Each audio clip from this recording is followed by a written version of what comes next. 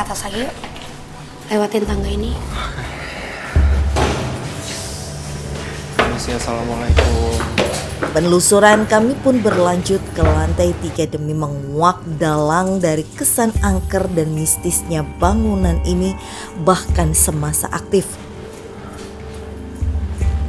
Kenapa Kak Prisli?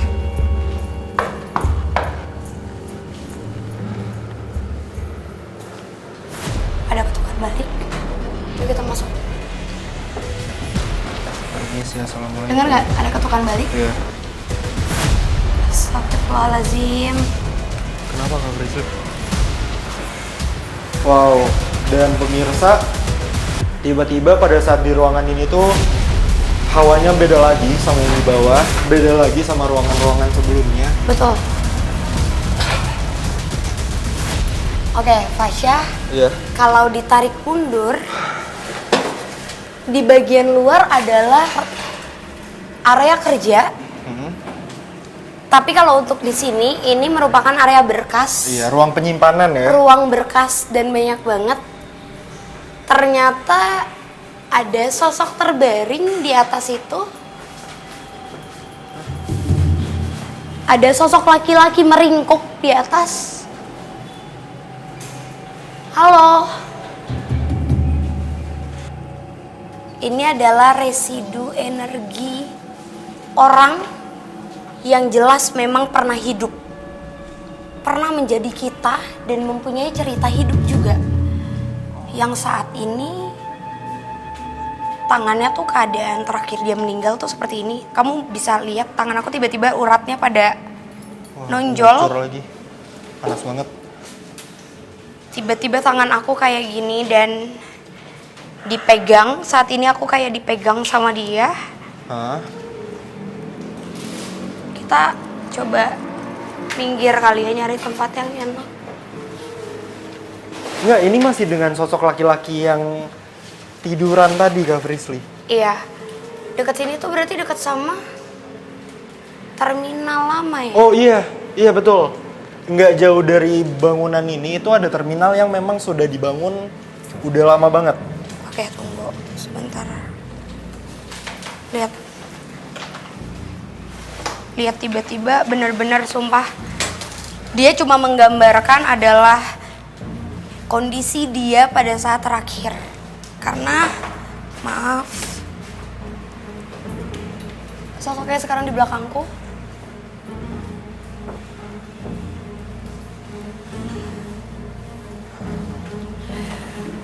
Ada yang mau kamu ceritakan?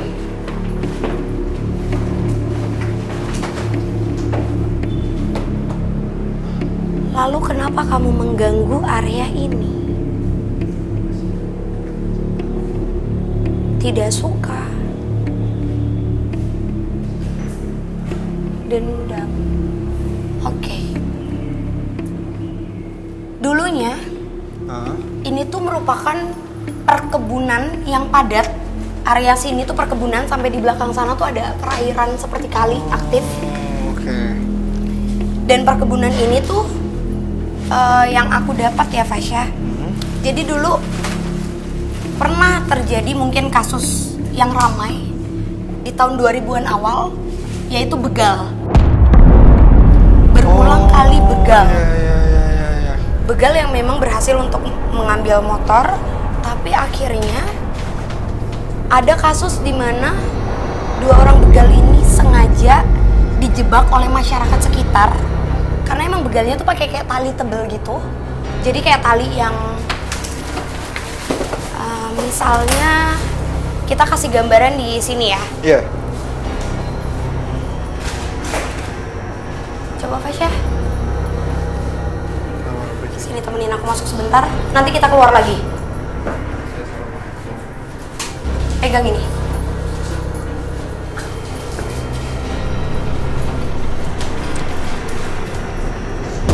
Panjang banget kan. Yeah.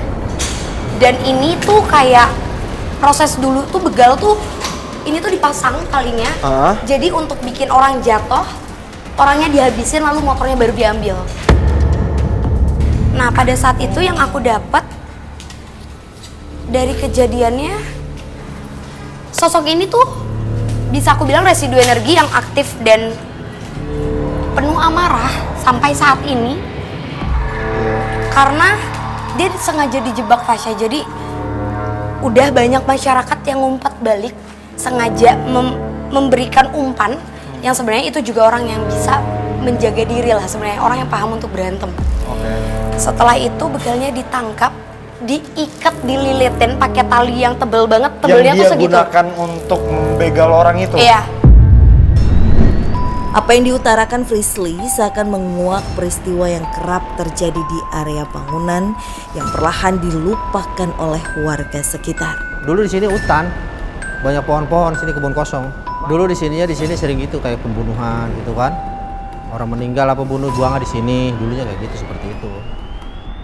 Frisly kembali menemukan sosok astral terkait kilas balik dari sosok lelaki tersebut. Saat ini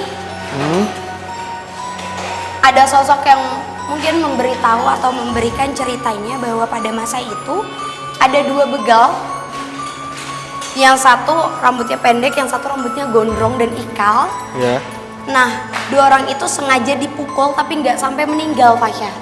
Salah satunya dibikin sampai kesakitan, minta tolong ampun, sampai akhirnya mereka meninggal. Lalu tidak dikuburkan secara layak. Benar-benar nggak dikuburin secara layak. Dan ranahnya memang di tempat ini. Mungkin itu kenapa tadi kamu bilang gangguannya sampai orang-orang yang kerja tuh diganggu terus-menerus. Iya, ekstrim, tidak seperti biasanya. Kesurupan hampir setiap hari, melihat seperti barang-barang pindah, benar kayak yang Kak Frisly bilang. Iya, melihat-lihat sosok yang menampakkan dirinya. Aku tapi dapat gambaran, Fasya. Selain dari residu energi ini yang bercerita, Ya. sosok rambut panjang yang sebelumnya nutupin seluruh full gedung ini, itu bukan perempuan. Tapi sosok bertanduk. Tanduknya besar banget. Tadi tangga di mana ya kita? Buat Tapi ke atas lagi. Tadi tangga, soalnya aku ngedengar suara ketawa laki-laki. Ketawa berat. Satu persatu penyebab beragam fenomena mulai terkuak. Akan tetapi perlahan Frisly mulai menyadari sesuatu yang mungkin menjadi kunci penelusuran kali ini.